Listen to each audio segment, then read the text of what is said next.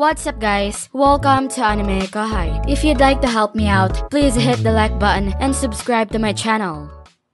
I heard that they declined to join Ramirez and requested to serve me. Whatever. It's possible that they dismissed Ramirez based on her appearance, given their nature as a power-obsessed race.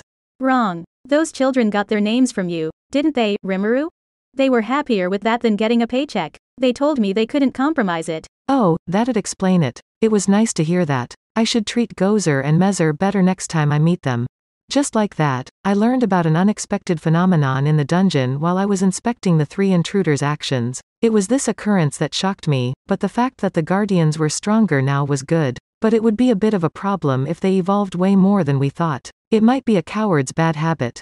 Be that as it may, with the existence of the dungeon's Elite 10, no one needed to worry about the Imperial army intruding and attacking us. However, I ordered them to hold back for the normal challengers. Otherwise, it would be impossible for these ordinary people to traverse the labyrinth.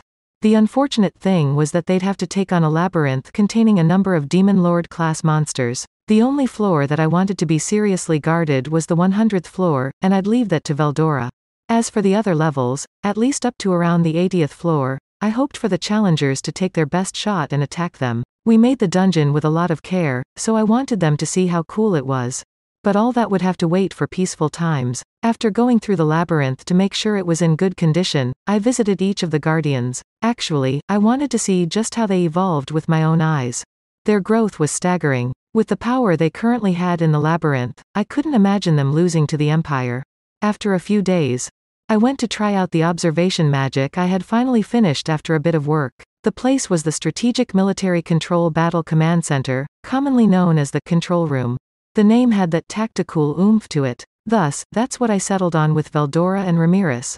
After I took a step back and thought about it though, I guess it was kinda long. In hindsight, I probably picked the wrong crowd to brainstorm with. Since Benimaru and the others simply called it the Control Room, few people knew its original name.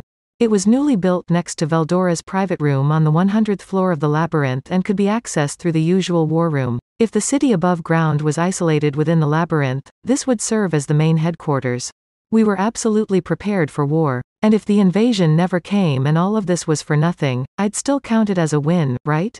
The results of the observation magic turned out extremely well. The same big screens that we used during the tournament were set up to show situations from various locations. Several places in the Great Jura Forest, along the trade routes of the Dwarven Kingdom, as well as a lot of other critical places could be surveilled at any time. Everything from the sea route bordering the Kingdom of Farmanas to the peak of the Cainit Mountains, all of it was projected in full detail. The principle behind it was simple. Lens-shaped water droplets that I had devised for the physical magic Megiddo were controlled by spirits. The huge lenses that I deployed near the stratosphere reflected a magnified view of the target destination, and by reflecting it, they transmitted a detail-rich video of the place.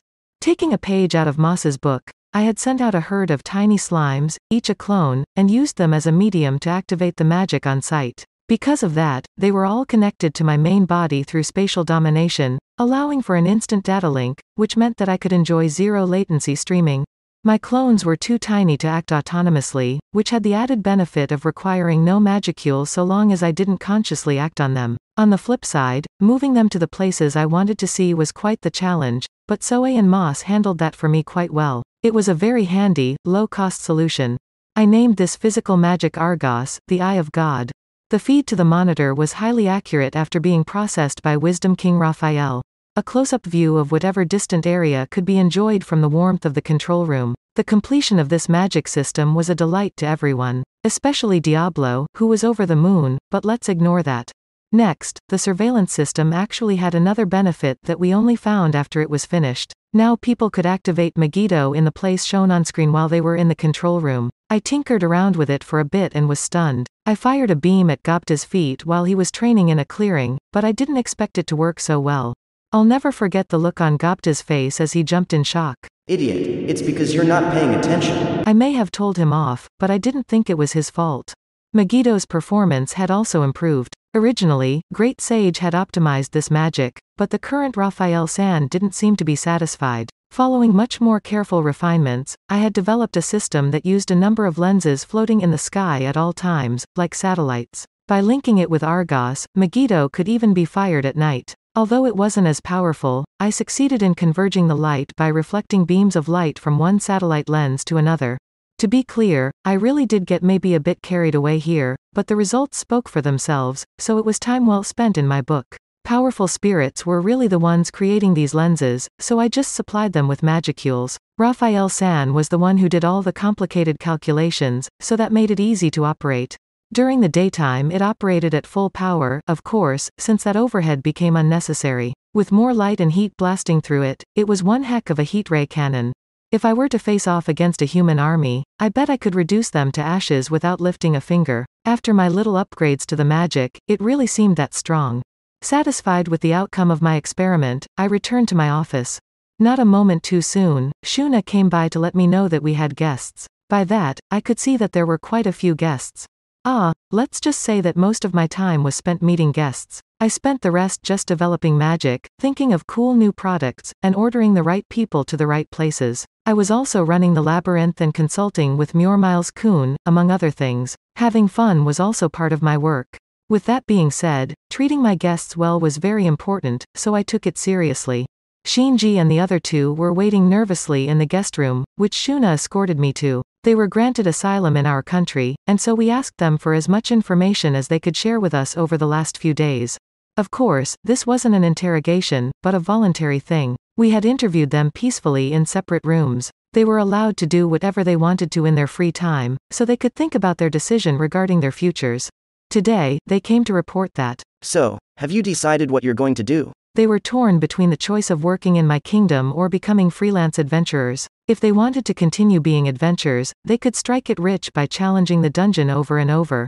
The drawback being, now that they knew how difficult the dungeon was, they couldn't see the prospect of beating it in the future. The demon colossus would be placed on the 60th floor, a boss that Shinji's crew would surely bite their teeth out on. Furthermore, even if they did beat it, Adalman and his entourage awaited them on the 70th floor. It was a checkmate. This prospect of a dead-end career had them worried, as they weren't looking forward to grinding the same floor till the end of their days. Knowing this had killed their drive to press on. In spite of the riches they'd earn, their lives would be monotonous and boring. I mean, Adalman and the others had become stronger than I expected, so I couldn't really blame the challengers of the labyrinth. Normally, them achieving such growth, more like evolution, was unthinkable, but I guess it couldn't be helped. Whatever, forget about that. I stopped worrying about how the other challengers were doing. Then, how about working in my country? Although I would give the right job to the right person, I also promised that they would live a steady life. However, right now the war with the Empire was near at hand, so they seemed to be afraid that they would be drafted into the war.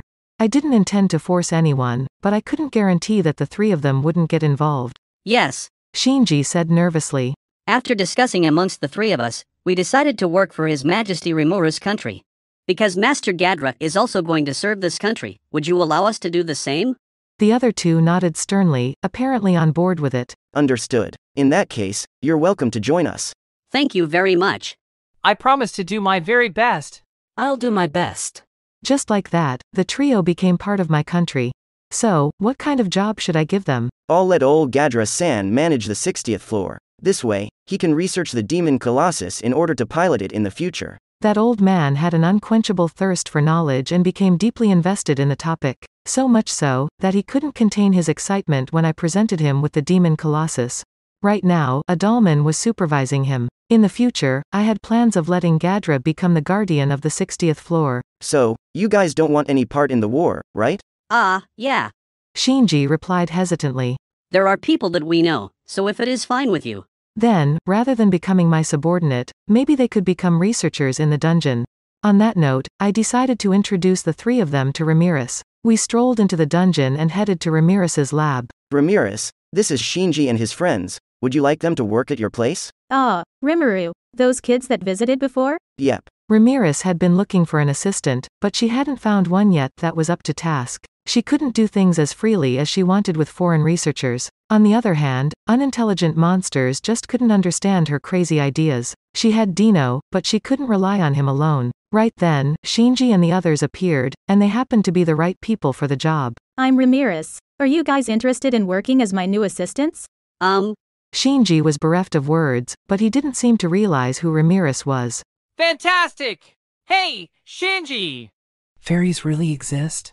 Mark exclaimed in surprise. Was this the first time that they met a fairy? I had no idea how long they had been in this world, but his reaction to seeing a fairy proved that this guy was more genuine than I thought. I am looking for useful assistants. I'll give you a good salary, so, what do you think?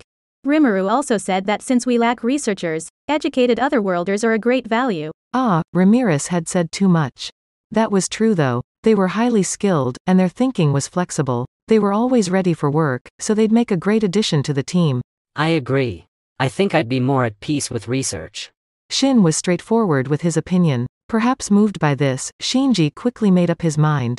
So then, please take us on. Hearing this reply, Ramirez fluttered around happily. She giggled haughtily, puffing out her non-existent chest. Seems like you guys are gonna be useful. Very well, you all passed. However, you must obey my orders to the letter, she declared to the trio. I was shocked by how quickly she flipped. It felt like her modest approach a moment ago had been a ruse. To say that it was typical of Ramirez would be an understatement. Ignoring the dumbfounded trio, Ramirez quickly came up with a list of conditions for them. They would be paid 3 gold coins per month, meaning their annual salary would be 36 gold coins, along with a bonus. It was better not to count on the bonus, though, because Ramirez paid it according to her mood, as did I. However, it looked like she would be taking charge of their food, clothing, and shelter. They would probably mainly use our cafeteria, but that shouldn't be an issue. That wrapped up Shinji and his 2 friends' speedy immigration. A few days later, it seemed that the trio got used to their job and were busy working as Ramirez's assistants. That was all well and good, so my next worry was Gadra. We'd lost touch with Gadra ever since he returned to the Empire. I'm sure that old man's doing fine, he's a tough guy.